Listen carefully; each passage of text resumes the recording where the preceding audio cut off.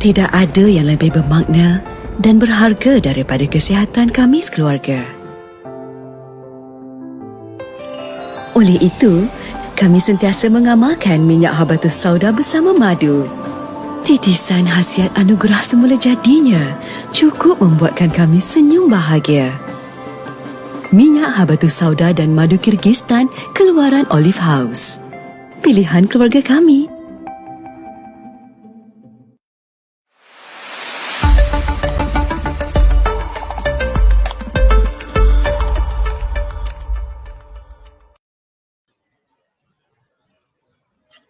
Assalamualaikum warahmatullahi wabarakatuh. Selamat berpuasa dan selamat berkudara bersama saya.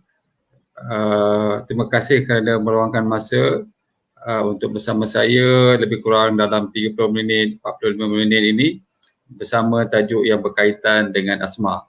Jadi kita namakan ataupun kita beri tajuk pada kali ini, abaikan rawatan maut menanti pesakit asma. Nampak macam tajuk yang diberikan agak orang cakap tu powerful sikit sebab apa? Sebab memang ada beberapa kejadian ataupun insiden di mana pesakit asma yang tidak mendapatkan rawatan segera menyebabkan kematian. Saya ada beberapa pengalaman daripada rakan-rakan yang ada asma. Apabila dah ada masalah pernafasan, mungkin disebabkan ubat-ubatannya yang dibawa selalu tidak dibawa ataupun tidak mencukupi, ataupun pusat rawatan menjauh daripada tempat kejadian. Sebab contoh dia balik kampung, dia tak tahu tempat di mana klinik yang berdekatan, ataupun dia mungkin bercuti, berehat di dalam kawasan yang remote area, maksud dia mungkin pergi ke dalam hutan ataupun ke kawasan-kawasan yang sukar keluar daripada kawasan tu.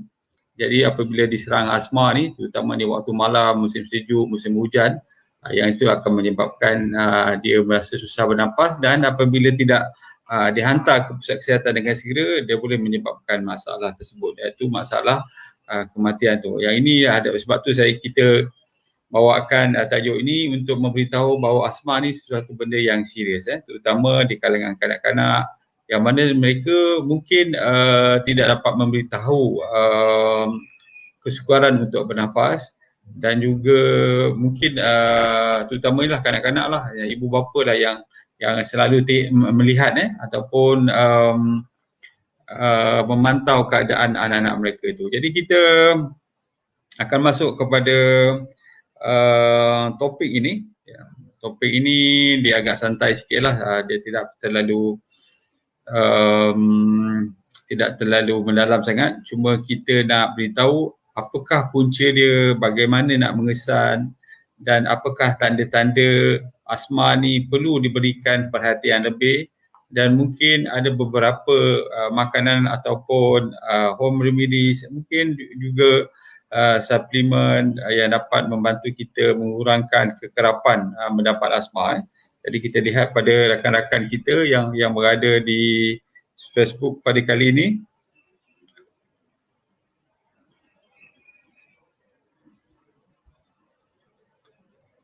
Okey, kita lihat pada rakan-rakan kita yang dah ada. Encik Bazid Aziz, alhamdulillah, terima kasih. Kemudian kita ada Reziana Abdullah, waalaikumsalam. Zalila Ahmad, waalaikumsalam. Okey, jadi kita mulakanlah apa yang dikatakan sebagai asma dan membezakannya mungkin dengan batuk-batuk yang lain. Okey, asma ni sebenarnya kita boleh mengesyaki apabila, terutama bagi mereka yang dah biasa dah kena asma ni, selalunya asma ni menyebabkan pada mulanya kelihatannya ialah sesama dan batuk. Sebenarnya sesama dan batuk tu tanda-tanda bahawa telah ada apa yang kita sebut sebagai body reaction ataupun tubuh kita dah mengalami alahan daripada persekitaran. Sebab tu alahan ni saya beritahu mungkin akan menunjukkan pertama sekali sama ada pada kulit yang kita sebut sebagai contact dermatitis ataupun di bahagian sinus kita yang mana beberapa minggu lepas kita dah berkongsi mengenainya, menyebabkan kita mungkin sesama, rhinitis, mungkin kita ada batuk sikit, mungkin mata kita berair, itu tanda-tanda awal lah. Ataupun mungkin dia dah menjadi lebih teruk, dia menyebabkan asma. Jadi asma ni macam mana kita nak tahu? Selalunya selain daripada mungkin batuk, dia mengalami sukar bernafas ataupun dia bernafas tu dia ada berbunyi, kita panggil dia apa? Kita panggil dia wheezing. Maksudnya dia apa? Maksudnya ialah apabila di dalam saluran paru-paru dia. Ini bukan setakat di bahagian hidung, bukan hidung dan bahagian tekak, tetapi asma ni dah masuk ke dalam paru-paru ni. Cuba kalau katakan boleh buat perkongsian sikit Nakib tentang struktur saluran pernafasan iaitu paru-paru yang mana telah mengalami masalah asma ni. Okay, kalau kita lihat perbandingan sebelah kiri dan sebelah kanan, yang sebelah kiri tu dia agak normal sikit, sementara sebelah kanan tu dah dapat serangan asma. Kalau sebelah kiri tu, sebelah kiri saya tu, ia normal. Maksudnya saluran pernafasan dia terbuka dan juga dia tidak ada lendir di situ. Jadi bila kita bernafas dan juga kita mengeluarkan nafas, dia tidak ada berbunyi. Tetapi kalau kita tengok pesakit asma, dia punya bronchus dia ataupun saluran pernafasan tu, kita tengok dia punya sel-sel yang berada pada permukaan dia dah menjadi bengkak. Ini dia ada satu, kita panggil dia allergic system. Maksud dia ada tubuh kita dah mengeluarkan pelbagai histamin dan sebagainya, menyebabkan dia punya saluran tu, sel-sel kat situ dah menjadi bengkak. Itu yang pertama. Kedua, dia dah berair, berlendir di situ, mucus banyak di situ. Dan yang ketiga, bukan setakat itu saja, otot-otot smooth muscle kita panggil dekat situ, dia mengecut, contraction, menyebabkan pernafasan lagi sukar. Dia mengecut, dalam tu banyak lendir, lepas tu sel-sel di situ semua membengkak. Jadi lumen ataupun rongga di dalam saluran pernafasan tu dia agak sempit. Yang ini yang akan menyebabkan apabila dia menarik nafas atau mengeluarkan nafas yang menyebabkan berbunyi, dan juga batuk dia mempunyai kelihatannya banyak kahak. Sebab tu orang nak membezakan sama ada asma tak asma ni, selalunya kalau saya akan minta dia batuk. Bila dia batuk, dia tarik nafas.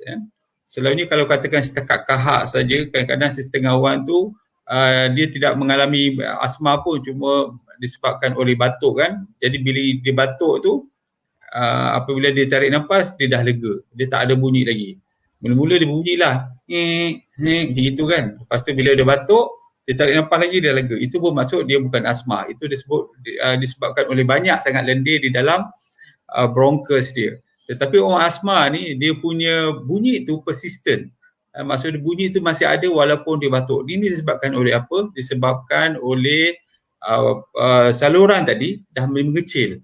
Jadi walaupun kahak tu mungkin telah mungkin dah dikeluarkan, apabila dia batuk tu dia dapat sama ada kalau orang dewasa ditelan ataupun dikeluarkan, tapi bronchus tu masih lagi mengecut, menyebabkan persistent kepada bunyi yang dihasilkan. Sebab tu itu tanda membezalah. Yang kedua, selalunya orang yang ada asma ni kalau kita lihat memang dia akan kelihatan betul-betul susah nafas. Susah menafas, lepas tu dada akan menjadi lebih ketat. Selalunya begitulah. Tuan-tuan bayangkan hari ni kalau tuan-tuan tutup hidung selama 5 minit, macam mana perasaan? Mungkin perasaan tak selesa, perasaan rasa macam susah kita punya pernafasan tak cukup.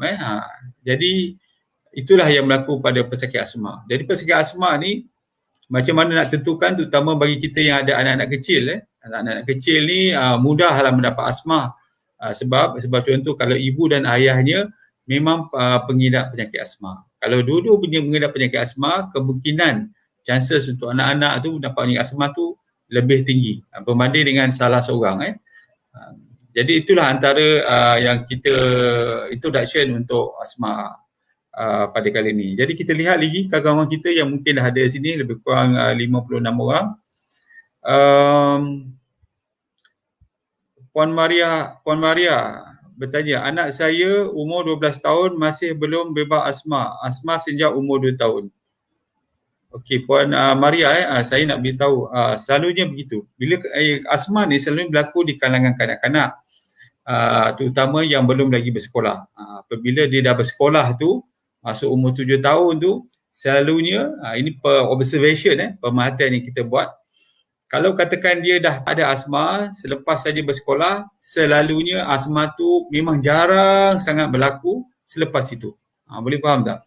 Katakan dia umur 5 tahun, 4 tahun, 3 tahun dia dah kena asma dah. Lepas tu bila masuk sekolah, selalunya kalau katakan dah sekolah tak ada asma, selalunya memang jarang lagi lah kita melihat kanak-kanak itu mengalami asma. Setengah orang kata lepas jadi sekolah kalau tak ada asma dia dah baik. Begitulah dia punya cerita dia. Nak baik tak baik ni itulah dia sangat relatif. Tapi selalunya lepas sekolah kalau dah tak ada selalunya memang jarang sangat berlaku.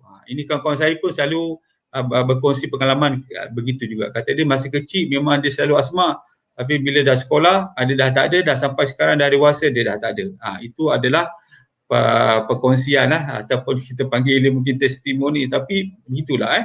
Tetapi kalau masih lagi dia dah sekolah, masih lagi ada asma, kebarangkalian untuk dia meneruskan ataupun dia mendapat asma sepanjang hidup dia agak tinggi sikit lah. Cuma apa yang boleh kita buat, kita kurangkan punca-punca yang menyebabkan asma, dan mungkin kita boleh merawat sikit. Ada antara mungkin pemakanan ataupun mungkin kita ambil beberapa suplemen ke untuk mengurangkan dia mendapat asma secara kerap. Saya harap mungkin menjawab soalan Puan. Puan Liza Ghaffar, Waalaikumsalam. Puan Ila Dalina, saya asma, anak-anak okey tapi ada eczema. Itulah saya cakap tadi Puan. Dia alahan ni dia terbagi kepada 3.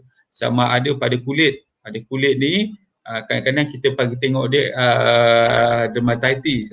Dermatitis lah termasuk eczema. Itu yang pertama. Maksud dia ada dia punya faktor yang menyebabkan dia, trigger factor. Pemakanan, abuk dan sebagainya menyebabkan eczema. Kalau tak dia okey. Itu yang pertama. Yang kedua, kemungkinan mungkin menyebabkan masalah kawasan permukaan upper respiratory tract, maksud dia bahagian muka ni.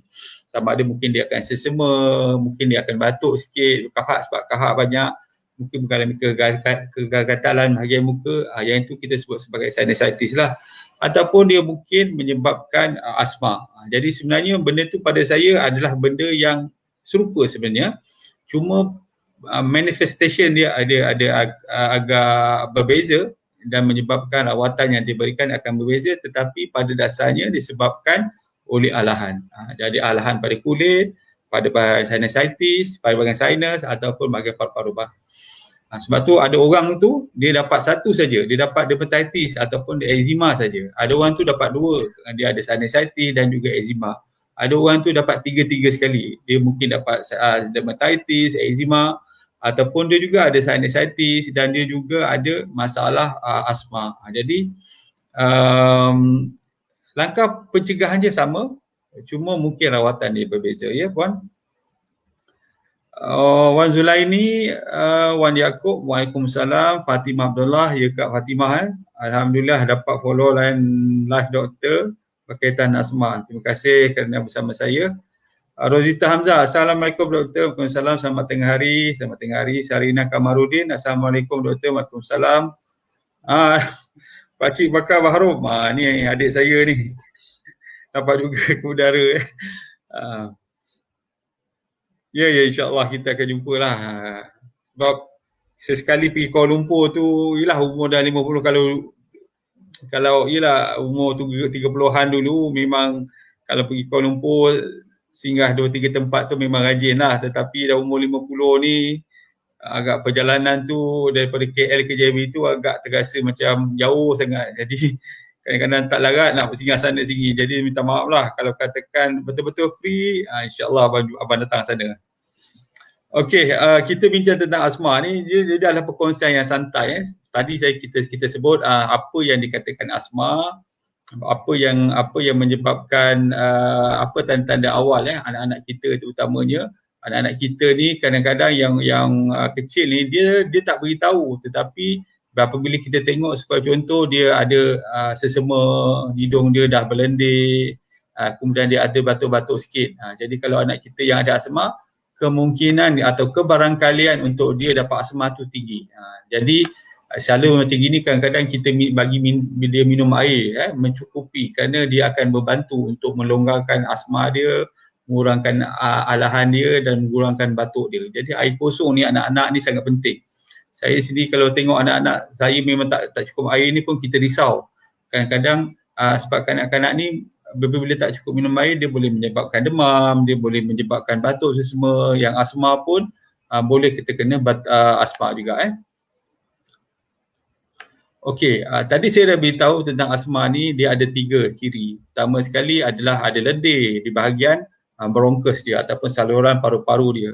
Pertama. Yang kedua, permukaan atau sel-sel pada permukaan bronkus dia akan membengkak. Ini menyebabkan lumen ataupun saluran pernafasan dia menjadi sempit, dan diburukkan lagi apabila otot-otot atau kita sebut sebagai smooth muscle dekat bronkus akan mengecut, menyebabkan saluran pernafasan bertambah sempit. Jadi ketiga-tiga ni dia ada cara sendiri untuk dirawat supaya dia akan mudah.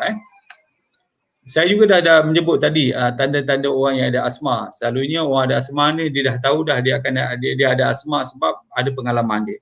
Tetapi bagi kita yang melihat rakan-rakan mungkin kita dapat tahu dia ada asma apabila kita lihat dia susah bernafas, dia pernafasan dia agak laju. Sebab tu kalau nak tengok sama ada seorang tu betul-betul susah bernafas, saya selalunya akan melihat pertama sekali hidung dia. Hidung dia ni, permukaan lubang hidung dia akan tambah besar sebab dia akan menarik nafas yang sebanyak-banyaknya untuk masuk ke dalam paru-paru. Jadi hidung dia ni dia akan ada mengembang sikit. Kalau kita tengok anak-anak kita macam itu, dia nak tarik nafas hidung dia agak kembang sikit, itu mungkin bermakna dia sedang mengalami masalah kesukaran bernafas. Yang kedua, otot-otot di leher dia.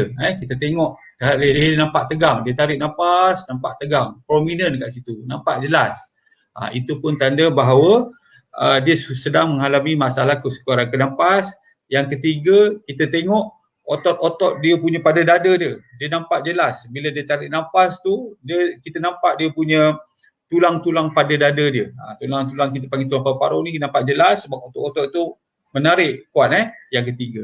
Yang keempat, selalunya kita akan melihat kita panggil abdominal breathing. Maksud dia perut dia tu apabila dia baring, dia akan naik turun. Dia bukan setakat dada tetapi perut naik turun. Ini disebabkan apa?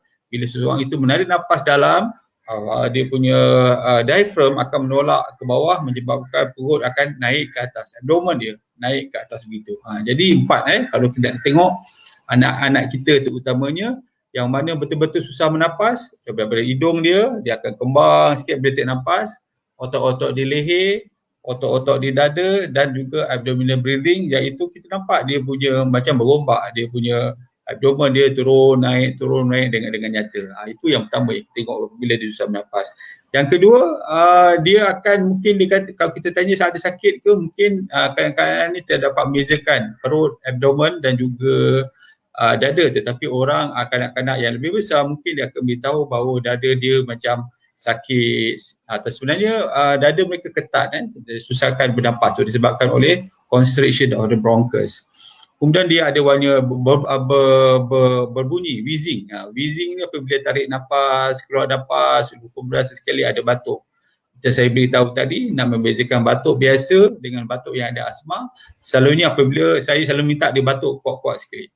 Banyak batuk, lepas batuk mungkin batuk dia dah hilang. Ataupun dia punya wheezing itu dah tak ada. Yang itu sebenarnya bukannya asma, tetapi kanak-kanak yang ada asma walaupun dia dah batuk banyak kali, mungkin dia dah tak, lendir dah jadi kurang, tetapi wheezing tu masih ada. Yang itu yang dikatakan dia ada asma. Pesakit asma adakah dia mengalami demam? Tak semestinya. Selalunya pesakit asma tidak ada demam. Dia datang dengan tiba-tiba. Yang demam ni selalunya kita panggil secondary infection, sama ada virus ataupun mungkin bakteria. Kalau dah bakteria tu selalunya dah teruk lah, selalunya bakteria akan ambil masa beberapa hari, kahak menjadi kuning dan sebagainya, yang itu dah agak teruk. Kalau di klinik mungkin kita akan buat ujian apa yang kita sebut sebagai yang alat tu yang kita panggil flow oximeter kan. Tapi pada saya benda tu tak penting sebenarnya. Yang penting ialah clinical. Bila dia susah nafas, sudah berbunyi, terus kita akan bagikan gas. Di kalangan orang biasa pula, orang dewasa selalunya mengalami masalah asma ni bukan disebabkan oleh sebagai contoh abu dan sebagainya. Kanak-kanak ni biasalah kadang-kadang bila berhujan. Selalunya saya perhatikan apabila musim hujan, mak ayah bercuti, duduk tinggal di hotel, anak-anak duduk di dalam air, di dalam kolam renang dalam jangka masa yang lama. Jadi lama sangat dalam itu, yang menyebabkan dia mengalami asma atau kita sebut sebagai semput. Disebabkan oleh faktor sejuk tadi tu. Sebab tu anak-anak yang ada asma ni, mak ayah tu kena beritahu lah, kena tengok, jangan terlalu lama. Kalau tak, dia akan menyebabkan semput. Selain daripada itu mungkin abuk-abuk, selalunya abuk-abuk menyebabkan batuk atau bersin saja, tetapi kanak-kanak yang ada asma memang dia akan boleh dapat serangan asma. Untuk orang dewasa kadang-kadang tempat kerja ada chemical dekat situ, mungkin ada abuk dan sebagainya. Dan juga kadang-kadang juga yang saya perhatikan bagi kanak-kanak yang bersekolah, latihan ataupun latihan fizikal ataupun latihan jasmani juga boleh menyebabkan dia ada asma. Sebab tu ada satu kes di mana kanak-kanak yang berlari waktu merentas desa kolaps dan meninggal dunia disebabkan apabila dia dah terlalu penat, dia mengalami asma. Pada masa itu mungkin orang di sekeliling tak tahu dia ada asma, dia mungkin ingat dia penat dan sebagainya. Tak lambat untuk dapatkan rawatan, dan itu menyebabkan kematian dia. Jadi sebab itulah kita kena faham, kita kena tahu ciri-ciri orang yang ada asma sebab dia adalah sesuatu yang emergency. Okey, seterusnya macam mana Seterusnya macam mana kita nak tahu bahawa asma ni perlu dapat rawatan hospital atau masuk hospital ataupun setakat pergi klinik ambil ubat, ambil nebulizer, ambil gas, inhaler dan sebagainya sudah mencukupi. Selalunya kalau yang hospital ni selalunya apabila diberikan nebulizer, diberikan inhaler, dia tidak relief, dia tidak, orang cakap tu, tidak berkurangan. Masih lagi benda yang sama. Sebab tu kadang-kadang kita nak bagi ni, kita tengok juga sebab inhaler ataupun mungkin nebulizer ni, terutamanya salbutamol, kita bagi untuk mengurangkan constriction otot-otot pada bronchus tadi tu, tetapi dia pun ada kesan sampingan. Kadang bila dah bagi tu menyebabkan degupan jantung laju. Sebab tu kena monitor, kita kena perhatikan sama ada degupan di jantung dah laju ke tak. Setengah orang tu dia tak boleh ambil nebulizer, pil terutamanya ataupun inhaler, nebulizer salbutamol, disebabkan dia kata dia memang mengalami masalah dia kata alahan ataupun alergi, mungkin disebabkan oleh kesan sampingan atau orang tu terlalu sensitif terhadap salbutamol sehingga menyebabkan degupan jantung yang laju. Okey, kita tengok rakan-rakan kita yang berada bersama kita. Saya minta maaf sekali lagi kalau saya tidak dapat membaca nama puan, mungkin terlepas pandang dan sebagainya. Nur Syuhada, bila sejuk selalu ketat dada dan angin, adakah simptom asma? Ya, itu yang saya sebut tadi. Dada ketat, tetapi yang penting selalunya akan ada wheezing ataupun berbunyi apabila kita bernafas. Itu yang pertama. Ya, Pakcik Bakar, abang sihat. Okey, Puan Raja Nuraini, Assalamualaikum Doktor. Alhamdulillah dapat follow hari ni. Terima kasih. Bila abang ke KL? Mana nak pergi InsyaAllah kita pergi mungkin lepas raya kot. Ada program dekat Kuala Lumpur. InsyaAllah kalau tak ada PKP. Muhammad Umbaidah Tengah. Salam Doktor, saya mendapat asma ketika berusia 56 tahun. Ini dah agak ni sikit agak berusia sikit. Maksud dia selalu kanak-kanak. Sekarang berusia 58 tahun. Kadang-kadang tuan, masalah orang yang begini kadang-kadang bukan asma.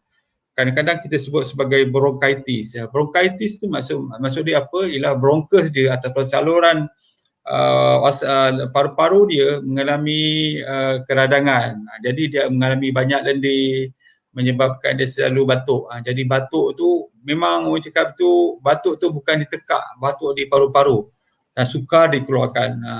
Ini selalunya disebab terutamanya bagi orang yang merokok. Merokok banyak tu di akhirnya selepas 20 tahun, 30 tahun dia akan mengalami sama ada emphysema di mana paru-parunya tak boleh lagi nak mengecut. Kalau begitu bernafas dia tak mengecut, relax, mengecut. Tapi orang emphysema ni dia tak mampu lagi nak menarik nafas dengan macam itu. Itu menyebabkan dia sukar bernafas. Ataupun paru-paru dia mengalami banyak lendir yang kita sebut sebagai bronkitis. Kadang kita kena bezakan tu sama ada betul-betul asma ataupun bronkitis saja. Okey, Siti Rozia, Assalamualaikum Dr. Waalaikumsalam. Sabah, Puan Sabah Ina, asma boleh kena bermula pada peringkat dewasa? Tu saya sebut tadi tu. Pada peringkat dewasa mungkin boleh kena, selalunya disebabkan oleh faktor sebagai contoh tempat kerja lah. Tempat kerja tu saya sebut tadi, kalau kerja di bahagian kilang-kilang chemical, kita tak pakai inspirator tu, jadi masalahnya dia menyebabkan tindakan alergi yang terlalu kuat, menyebabkan dia mendapat asma pada usia yang orang cakap tu yang dewasa. Tetapi ni kalau sejuk, masalah sejuk ni saya tak jumpa lagi. Sejuk ni selalu di kalangan kanak-kanak. Begitu juga setengah orang mengalami masalah stres. Stres pun boleh menyebabkan asma. Bila dia terlalu tak boleh nak mengawal perasaan dia tu, terlalu sedih, terlalu marah, terlalu jadi dia boleh mendapat asma, sukar bernafas dan sebagainya. Dalam satu kajian jurnal, saya pernah membaca satu kes di mana belum hujan lagi pun, apabila seorang tu melihat awan menjadi gelap dan sebagainya, tiba-tiba dia mendapat asma. Ini semua adalah faktor emosi, faktor psikologi yang mana dia akan memberi kesan kepada keseluruhan tubuh kita, menyebabkan dia mengalami asma dan sebagainya. Benda-benda kadang-kadang berlaku. Jadi dewasa ni jarang berlaku, tetapi dia mungkin boleh. Tetapi cuma saya cakap tadi nak membezakan sama ada adakah dia bronkitis ataupun adakah dia asma. Kita tengok Umi Aiman, ibu saya lumpuh, saya guna wheelchair, bila nak mandikan dan selepas mandi nafas dia berbunyi macam sesak nafas. Masa lain tak pula macam tu. Adakah asma? Mungkin terlalu sejuk puan, mungkin dia ibu ni dah wheelchair, dah orang cakap tu dah lumpuh kan, jadi daya tahan dia agak rendah, atau mungkin dia dah tak kuat lagi, jadi bila terlalu sejuk sangat boleh menyebabkan. Sejuk ni subjektif. Maksud dia pada kita mungkin tak sejuk, tapi mungkin pada dia dah terlalu sejuk. Jadi dia subjektif. Jadi pastikanlah mandikan dia menggunakan air yang suam bagi mengurangkan keadaan tu. Asma selalunya bukan setakat susah nafas, tetapi selalunya dia ada tanda-tanda constriction of the bronchus, iaitu pertama sekali berbunyi, dan dia selalunya ada batuk. Batuk dia macam seolah-olah ada kahak yang banyak. Jadi bila dia lepas batuk, mungkin batuk dah hilang tetapi masih lagi berbunyi, sebab masih lagi constriction bronchus dia. Nurul Aini, Nur Azmi, Assalamualaikum doktor. Waalaikumsalam. Saya ada masalah saluran pernafasan kronik. Kenapa saya kerap sesama, Itu yang saya cakap tadi puan. Dalam saluran pernafasan kita bagikan kepada dua. Satu, kita bagikan kepada bahagian atas yang kita panggil upper respiratory tract. Yang kedua yang ke bawah, lower respiratory tract. Lower respiratory tract tu dah termasuk ke bawah ni, daripada trachea ke bawah. Trachea kadang-kadang masih lagi dikatakan sebagai upper respiratory tract.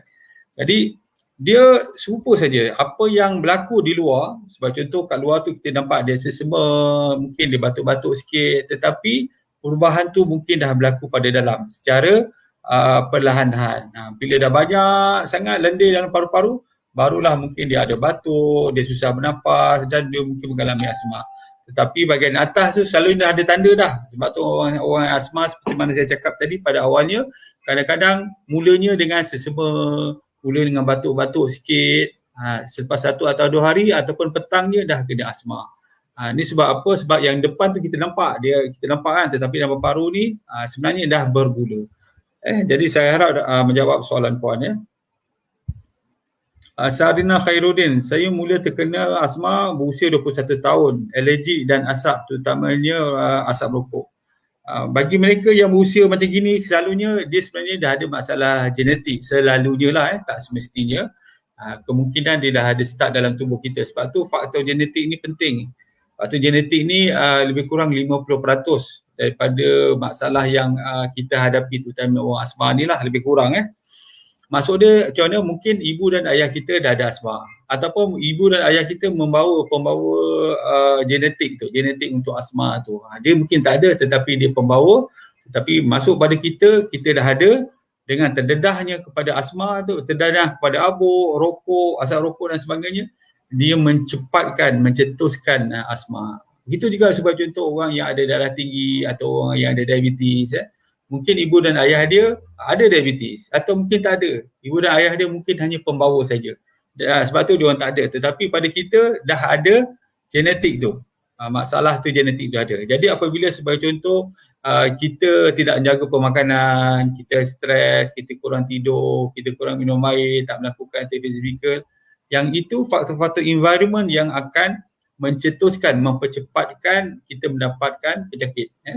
Kalau tak, selalunya nak dapat tu mungkin umur 60, 70 barulah ada kencing manis ke hypertension. Tetapi bagi orang muda, dia lebih cepat disebabkan oleh faktor genetik yang dirangsangkan oleh faktor environment. Jadi macam puan, mungkin faktor dia adalah asap rokok, sejuk, abuk dan sebagainya. Jadi sebab tu kena berhati-hati sikit apabila berada dalam situasi banyak berabuk ataupun ada orang isap rokok di sekeliling kita. Saiful Tahir, betul ke doktor kanak-kanak ada asma boleh sembuh dengan berenang? Saya tak pasti tentang berenang. Cuma kalau nak gunakan teknik ni, nak mencuba teknik ni, pastikan air tak sejuk lah. Maksud dia kadang-kadang kita berenang ni ialah di waktu pagi ataupun terlalu lama air pun dah menjadi sejuk, air sungai dan sebagainya. Tapi kalau katakan nak mencuba air yang hangat, selalunya orang nak mengurangkan masalah ni, dia pergi kepada kolam air semula jadi yang hangat.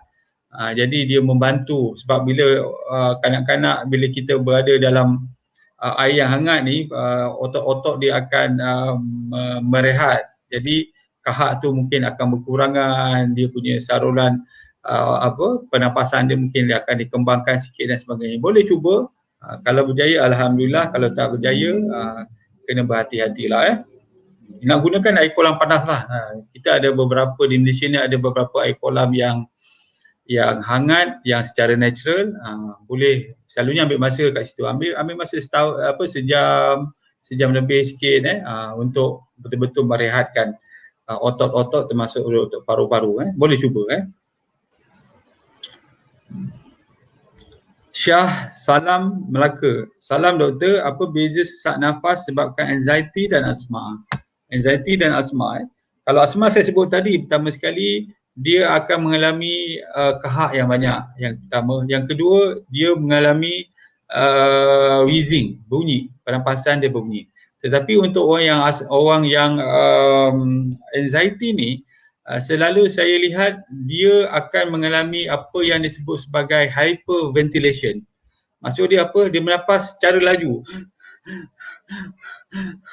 Dia sebenarnya bukan itu. Kalau orang susah bernafas, selalunya dia akan tarik nafas dalam.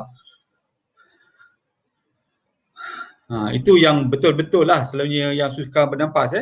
Terutama sama orang asma ke atau ada masalah lain, dia akan tarik nafas secara mendalam, perlahan-lahan. Sebab betul-betul nak masukkan oksigen dalam paru-paru. Tetapi untuk orang anxiety ataupun orang yang kena mungkin panic disorder ni, dia akan bernafas dengan laju, apa yang kita sebut sebagai hyperventilation dia. Ini menyebabkan kadang-kadang dia punya tangan tu menjadi cramp. Jadi cramp tu yang disebabkan oleh terlalu banyak sangat oksigen. Jadi apa yang selalu kita buat di klinik, kita akan ambilkan plastik ataupun mungkin beg kertas, tutup dekat hidung dia supaya dia bernafas. Jadi karbon dioksida yang dikeluarkan daripada paru masih berada di situ dan dimasukkan semula ke dalam paru-paru untuk mengimbangkan antara karbon dioksida dengan oksigen tadi tu. Kadang-kadang kita bagi pada dia lah, cakap okey tarik nafas perlahan, kita ajarkan dia tapi selalunya agak sukar sikit sebab dia dah ada anxiety tu, dia dah tak peduli orang cakap dah. Dia lebih melayan perasaan dia, yang itu yang menyebabkan dia agak sukar sikit. Sebab tu bagi orang anxiety sini kena tahu bahawa apabila benda tu datang, kena beritahu, oh ini sebenarnya hanya permainan minda. Tarik nafas dalam, cuba lepaskan. Sebab tu orang yang ada anxiety ni ataupun orang yang ada panic disorder ni, saya ajar teknik pernafasan mudah saja. Tarik nafas banyak 4 saat dulu. 1, 2, 3, 4. Tahan 4 saat. 1, 2, 3, 4. Lepas tu lepaskan 4 saat. 1, 2, 3, 4. Lepas tu daripada 4 saat naikkan kepada 6. Naikkan kepada 8. Perlahan-lahan dia akan membantu pernafasan seorang untuk anxiety. Jadi dia dapat bezakan antara orang yang asma dengan orang yang mengalami masalah anxiety tadi. Okey, Nurul Ain Nur Azmi, doktor, kenapa Seretide Ecohaler lagi berkesan daripada inhaler? Saya kalau asma menyerang hanya gunakan Seretide inhaler, tak berkesan. Okey. Nanti kita akan sebut tuan-tuan selalunya orang yang ada asma ni kita akan bagikan beberapa cara lah. Ni yang agak acute ni, maksudnya yang datang secara tiba-tiba. Selalunya di klinik kita akan berikan nebulizer. Nebulizer tu maksud dia menggunakan alat yang mengeluarkan yang evaporator, maksud dia menyebabkan ubat cecair itu menjadi gas masuk ke dalam mesin kemudian diletakkan dalam hidung. Yang itu kita panggil nebulizer. Kita ada lain selain daripada itu, kita panggil inhaler. Inhaler tu dalam bentuk yang macam bentuk L tu, diletakkan mulut, tarik nafas, dipicit dan ditarik nafas. Yang itu kita panggil inhaler. Jadi nebulizer ni selalunya kita ada Ventolin saja. Sementara inhaler ni dia ada dua, selalunya sama ada steroid, macam-macam nama lah, butinazide ke apa semua. Yang itu steroid selalunya di Malaysia seingat saya berwarna coklat. Sementara nebulizer minta maaf, salbutamol atau Ventolin berwarna biru. Jadi kalau kita boleh pergi kepada rawatan dia, sebab ada orang dah tanya pada rawatan, kita pergi kepada rawatan lah. Boleh Nakib tunjukkan gambar dua tadi jenis inhaler tadi. Di Malaysia selalunya kita ada dua, pertama yang biru dan coklat. Okey, yang biru ni yang kita panggil sebagai reliever. Maksud dia apabila kita tengah semput, kita tak sempat nak pergi klinik ke pergi hospital, mungkin tidak ada kemudahan kesihatan, kita boleh ambil yang biru ni. Yang ini cepat sikit. Dalam dia ada Ventolin. Dalam ada Ventolin. Dia memang cepat, letak, tarik nafas, kita gunakan Ventolin ni, dia akan cepat. Yang kedua kita panggil preventer. Preventer ni adalah steroid. Bagi mereka yang sebagai contoh kerap kena, maksud dia dalam minggu ni beberapa kali kena. Selalu doktor akan beritahu ambil ni 2 kali sehari atau 3 kali sehari dalam masa yang tertentu. Sementara reliever ni maksud dia bila diserang saja, bila rasa macam tiba-tiba rasa macam susah nafas, ada asma, kita pakai Ventolin. Sementara preventer ni diberikan pada waktu skala yang tertentu bagi menggunakan. Dalam dia ada steroid. Jadi dua-dua ni sudah pasti dia memberikan kesan sampingan. Salbutamol, Ventolin seperti mana saya beritahu, dia bagus untuk segera mendapatkan kelegaan, tetapi dalam pada masa sama boleh menyebabkan degupan jantung yang laju. Sebab tu dia tak boleh pakai banyak-banyak. Setengah orang dia ambil sekali, 2 kali, lepas tu tak sampai berapa minit dia nak ambil sekali sebab dia rasa tak lega dan sebagainya. Yang ini kadang-kadang menyebabkan degupan dia jantung laju.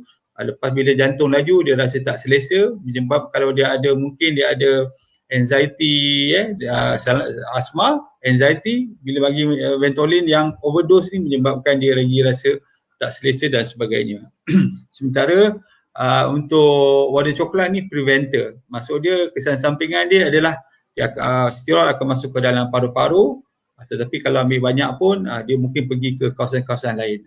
Jadi sebab tu kita menggunakannya kena faham. Kalau tengah kena asma, ambil warna biru.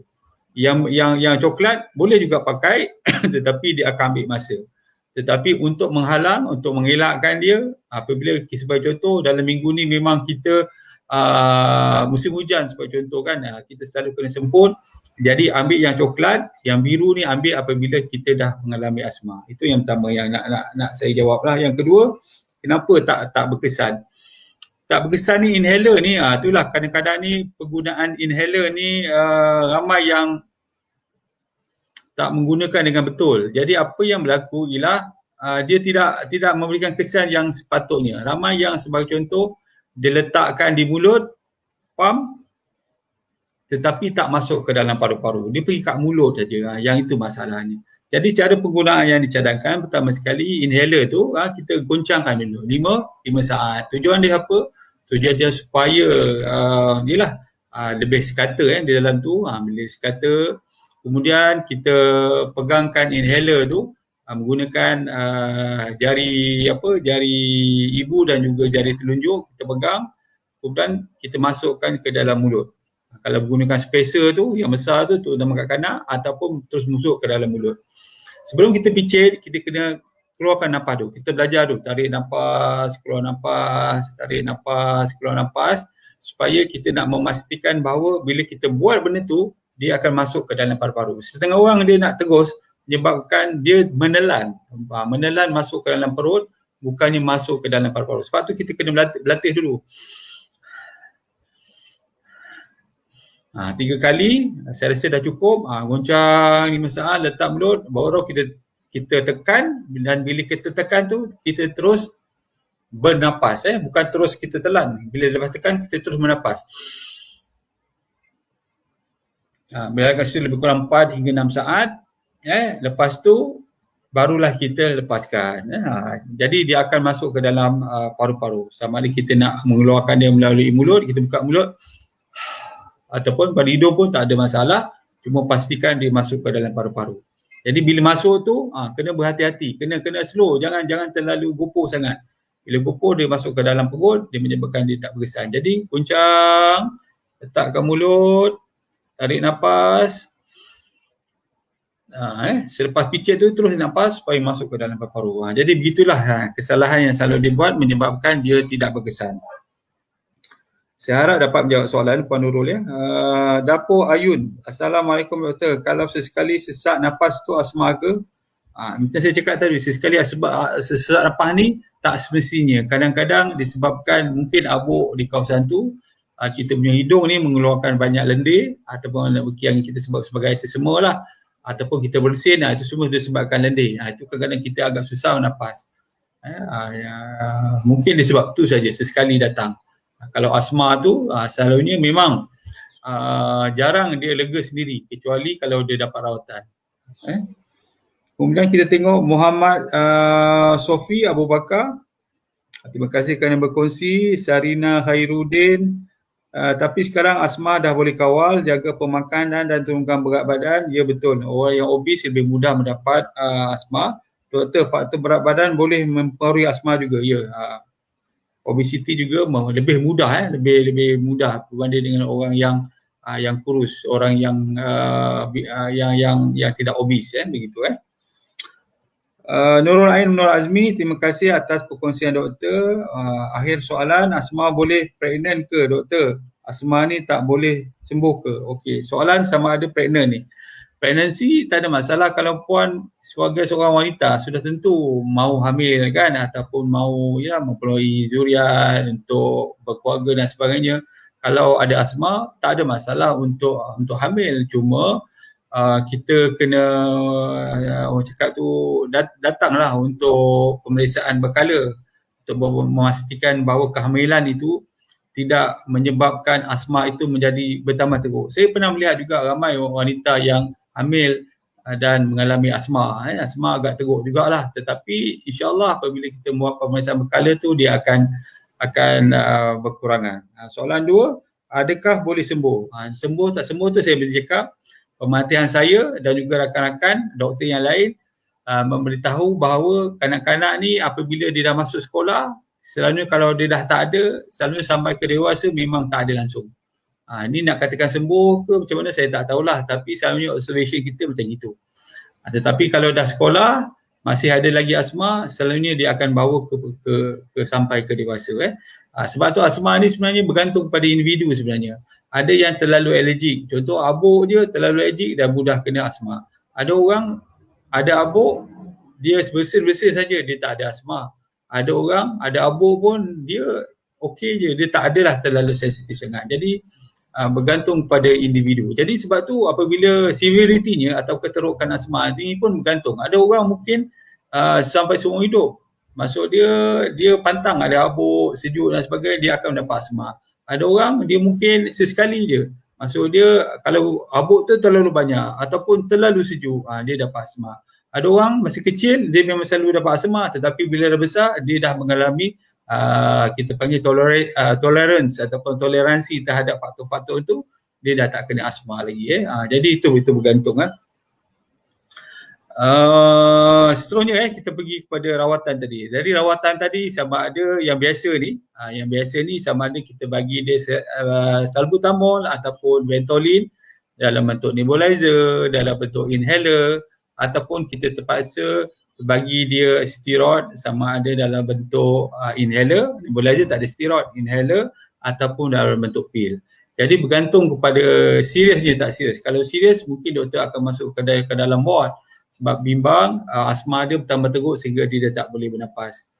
Kalau sekat-sekat, sebagai contoh bagi inhaler dia berasa kurang, dia berasa lega, selalunya kita akan benarkan balik lah kalau datang klinik. Lepas tu kita bekalkan beberapa ubat. Macam mana saya beritahu tadi, kena faham Ventolin, kita bagi ubat, dia cepat, dia akan reliever, dia akan cepat untuk rasa lega. Cuma jangan ambil overdose, kadang-kadang boleh menyebabkan kesan sampingan, antaranya menyebabkan degupan jantung yang laju. Steroid seperti mana yang tahulah, dia kena ambil tak boleh terlalu banyak untuk mengurangkan prevention, sama ada inhaler ataupun pil. Okay, kita tengok soalan sikit sebelum kita berakhir ni, dah pukul 1.45. Atirawani, anak saya asma dari setahun lebih. Sekarang saya kontrol dia punya pemakanan, no coklat, gula, elakkan makanan yang boleh buat dia berkahak. Betul tak langkah ini doktor? Sebab ada juga doktor yang saya jumpa dia kata tak ada kena dengan pemakanan, tetapi saya rasa ada. Memang ada puan. Kebanyakan yang ada masalah alahan asma sebagai contoh, ada beberapa makanan secara general yang menyebabkan sama ada gatal, bahagian kulit saya cakap tadi, ataupun dia makan mudah menjadi bersin, mudah menjadi batuk, ataupun boleh menyebabkan asma. Antaranya yang biasa ialah makanan-makanan yang coklat. Coklat ni saya tak tahu, setengah memang observation kita, kanak-kanak yang makan coklat ni mungkin banyak gula dalamnya, menjadikan dia menjadi lendir, berkahak dan sebagainya. Sebab kadang-kadang coklat ni, kadang-kadang ni dia tak bersihkan mulut dia lepas makan dan sebagainya, jadi ada baki-baki tekak yang itu akan menyebabkan banyaklah tindak balas, lendir dan sebagainya. Kemudian kacang. Kacang selalunya pun boleh menyebabkan telur dan juga seafood ataupun mungkin susu. Jadi bergantung pada orang. Jadi daripada observation lah selalunya kita akan mengagak.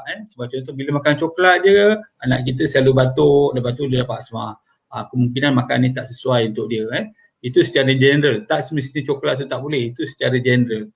Sebab kadang-kadang saya pernah dulu ada seorang pesakit saya, dia menyangka udang menyebabkan dia ada asma. Jadi dia tak makan udang.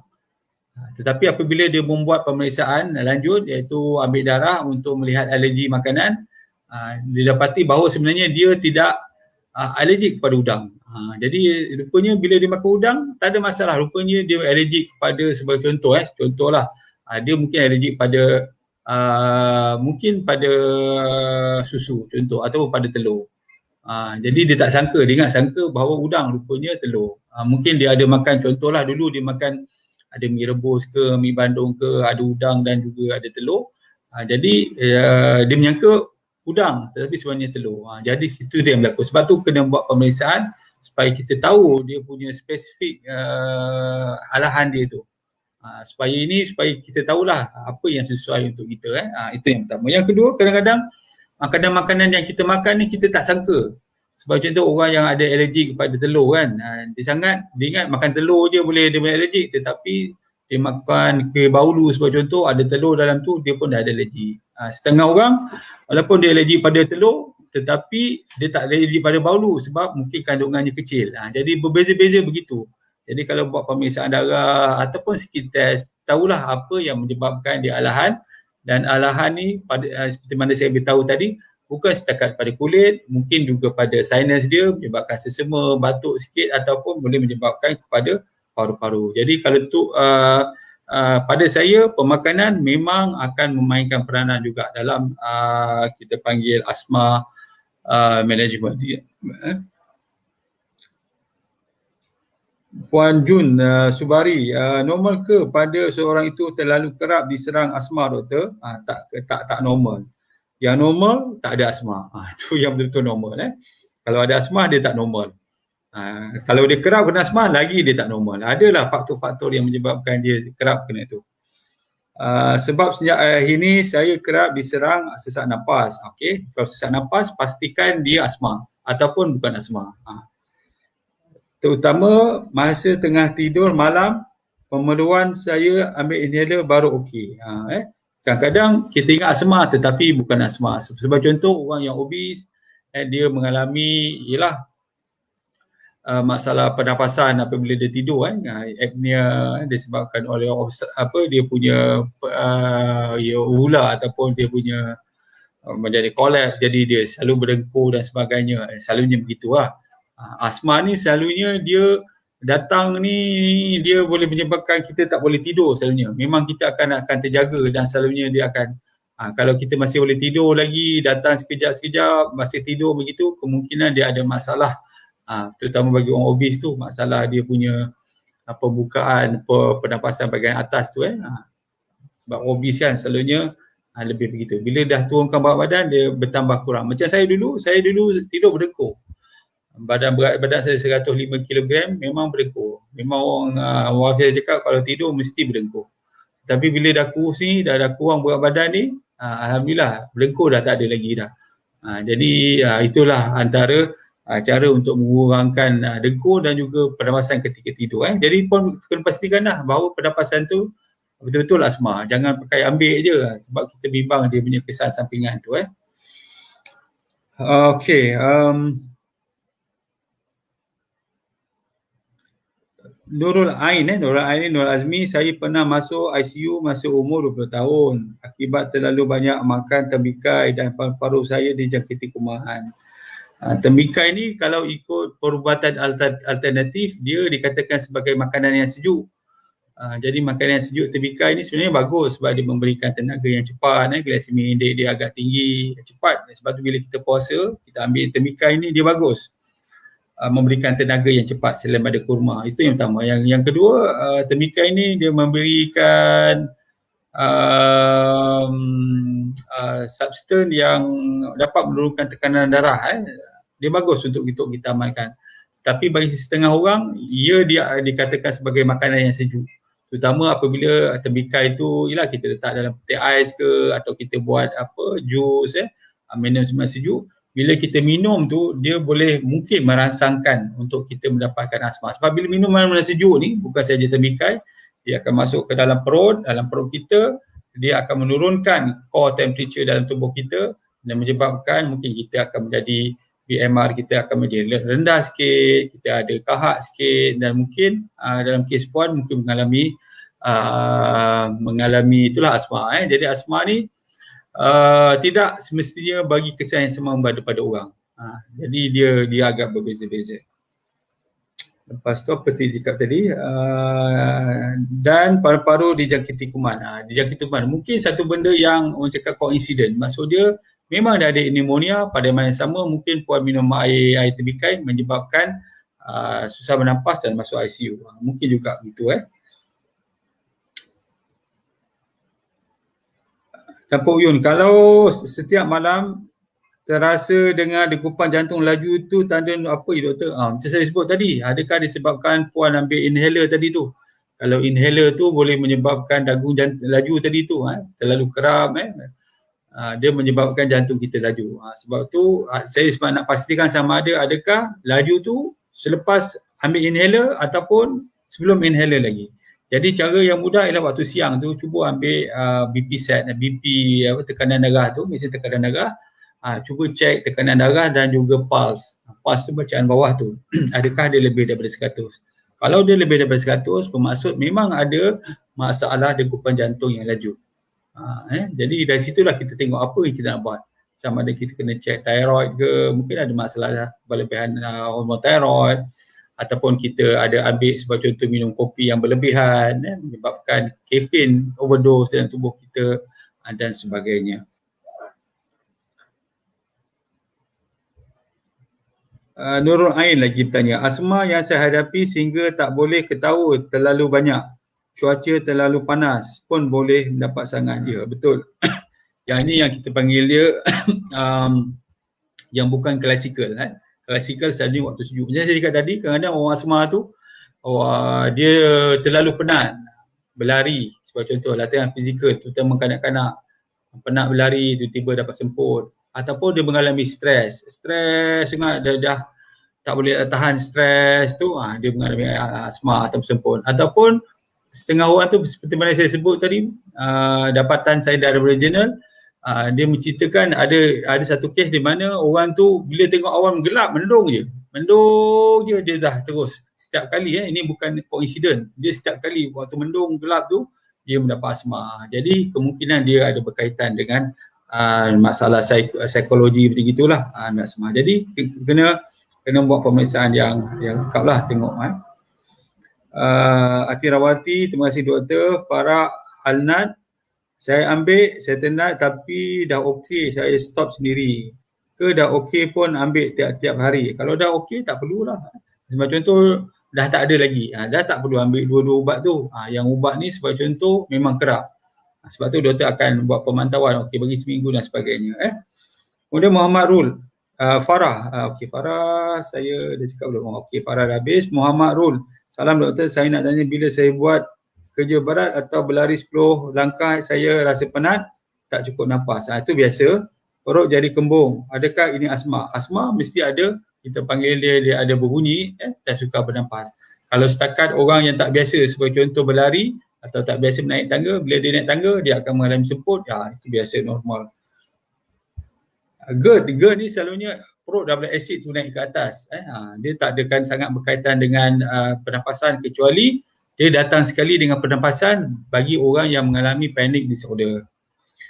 Nak sampai tangga satu tingkat pun masih terlalu penat dan perut menjadi kembung. Jadi itulah kena set pemeriksaan tu.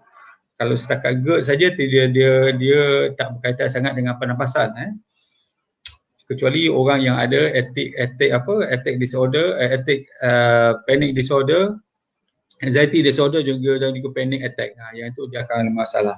Nurul Ain, terima kasih. Farah, terima kasih. Okey, kita sekejap 5 minit untuk melihat bagaimana benda-benda lain yang boleh kita lakukan untuk mengurangkan asma ni.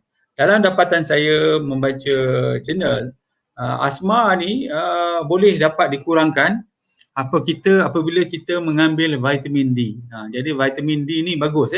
Jadi carilah makanan-makanan yang ada vitamin D.